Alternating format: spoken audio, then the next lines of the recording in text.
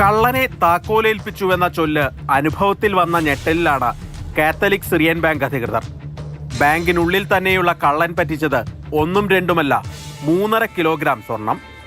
ദാവൺകരയിലെ KTJ നഗറിലുള്ള ശാഖയിൽ ഉപഭോക്താക്കൾ പണയം വെച്ച ഉരുപ്പടികളാണ് സ്വർണ്ണപ്പണയത്തിന്റെ ചുമതലയിലുള്ള ഉദ്യോഗസ്ഥൻ സഞ്ജയ് മറിച്ച് പണയം വെച്ചത്.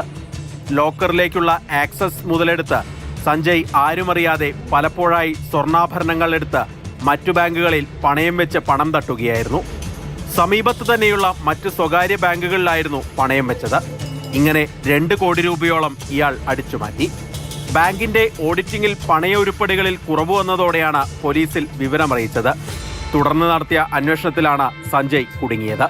ഇയാൾ സ്വർണം പണയം വെച്ച ബാങ്കുകളിൽ നടത്തിയ പരിശോധനയിൽ കാത്തലിക് സിറിയൻ ബാങ്കിൽ പണയം വെച്ച ഉരുപ്പടികളും കണ്ടെടുത്തു. മറ്റാരുടെയെങ്കിലും സഹായം സഞ്ജയ്ക്ക് ലഭിച്ചിട്ടുണ്ടോ എന്നും പോലീസ് പരിശോധിച്ചു വരികയാണ്.